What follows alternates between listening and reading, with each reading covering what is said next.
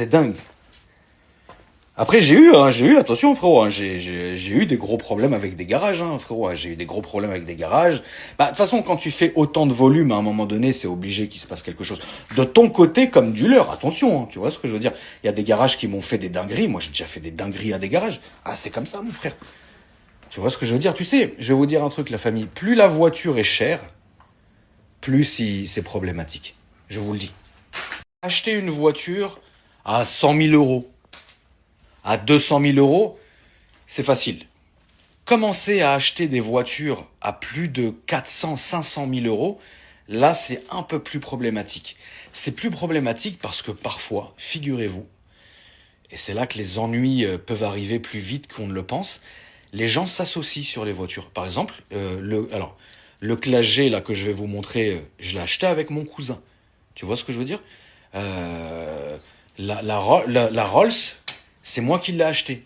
Le Defender, c'est moi qui l'ai acheté. Le Range là-bas, le truc, les voitures que vous ne connaissez pas, c'est moi qui les ai achetées. Mais il y a certaines voitures où on est tous les deux.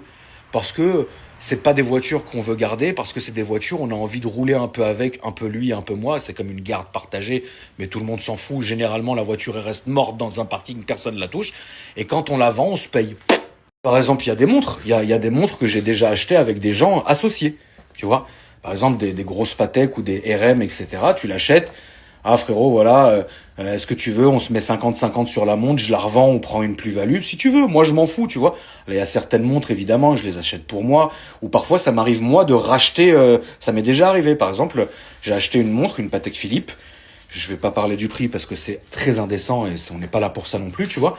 En fait, on l'avait acheté à deux. Et à un moment donné, moi, j'ai kiffé la montre et je dis attends, je veux même pas la vendre, je veux la garder pour moi. Bah, j'ai racheté la part de la personne, j'ai racheté la part de l'associé, si tu veux. Et pour les voitures, c'est pareil parce que parfois il y a des voitures. Toi, tu penses qu'elle est dans un showroom et qu'elle est payée, que c'est du stock. Ça peut arriver, bien évidemment. Mais derrière, il y a des financiers. Vous savez, les gros garages qui brillent sur les réseaux comme ça. Hein? Bah, il y a des gens derrière la famille. C'est une réalité.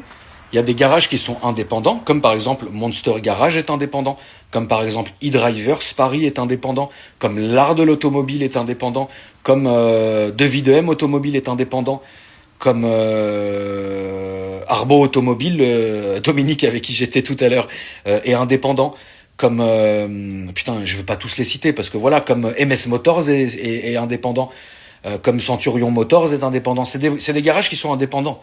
Tu vois, c'est des anciennes structures, ils ont fait beaucoup d'argent, c'est leur stock, c'est à eux, tu vois, il y a du dépôt et il y a machin. Mais il y a d'autres garages, la famille.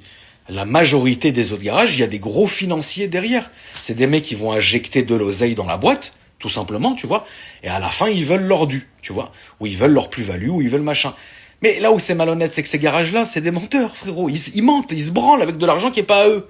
T'arrives, frérot, tu t'aperçois que la voiture, oui, ils l'ont affiché 490 000 euros. Et ils sont là, et ils sourient, et machin, et branlette. Toi, tu dis, bon, attends, je veux baisser le prix ou je veux m'arranger, qu'est-ce qu'on fait? Et là, tu sens que ça commence à bégayer. Moi, quand j'achète une voiture chez Kamel, ils s'en bat les couilles, c'est sa voiture. Le Range, il l'a affiché 100 000 euros. Je lui dis, écoute, franchement, il n'y a pas un cas où je vais te donner 100 000 euros. Comment on s'arrange? Il m'a dit, bah, c'est ce prix-là. Je dis, ok, frérot, c'est lui qui décide, il est décisionnaire. Lui et son associé, ils sont deux, lui et Gali. C'est deux patrons. Tu vois ce que je veux dire? C'est eux qui font les prix de la voiture. Mais demain, imagine, t'appelles. Ouais, je veux le Defender. Ouais, je veux ça. Attends, il faut que j'appelle. Non, mais on est trois dessus. On l'a payé à trois. Je te dis une image, parce que payer un Defender à trois, miskin. Excusez-moi, je veux vexer personne. Mais voilà, il faut que j'appelle machin. Et après, il faut appeler les financiers. Ouais, on a Akram qui veut acheter ça, machin, truc. Après, il y a des très très gros auto-hose allemands. Attention, l'argent qu'ils ont. Maman, Seigneur. Après, je vais dire la vérité. Enfin, j'ai pas envie de parler de ça comme ça. Mais voilà, ils ont de l'argent. Mais c'est de l'argent, attention qui y a derrière, hein, frérot. Ben eux, ils s'en foutent. Hein. Moi, vous savez que ça m'est déjà arrivé de sortir, je sais plus ce que j'ai sorti une Porsche, il y a longtemps. J'ai mis 1 an à payer le garage. Ils s'en battaient les couilles, frère. Le patron du garage, il me disait, yes, t'as un couture. Yes, baba, yes, Abi. Je dis, attends, je te paye. Non, it's okay. 1 an, frère. J'avais vendu la voiture au moins 12 fois avant de lui payer, frère. Ils s'en foutent. Et il y en a, ils te courent derrière. Il y en a, ils t'arrangent. Il y en a, ils disent, ouais, frérot, vas-y, envoie-moi, je sais pas, 50 000 maintenant ou 20 000 maintenant et le reste, tu me le payes après. Enfin, tu sais, en fait, il y a beaucoup de garages arrangeants, même dans les montres, même dans tout, même dans les appartes, frérot.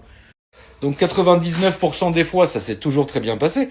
Mais il y a des fois où ça s'est mal... Alors jamais très mal passé avec certains garages, mais il y a des fois où ça s'est mal passé, oui. Et ça, je peux en être la cause. Faut arrêter de voir les gens connus comme, j'allais dire, l'abbé Pierre. On va pas rentrer dans ce sujet. C'est une mauvaise ref, mais enfin c'est devenu une mauvaise ref. Mais si vous voulez, voilà, il y a des fois, c'est nous les cons. C'est tout, c'est comme ça, frérot. La majorité, ça se passe très bien.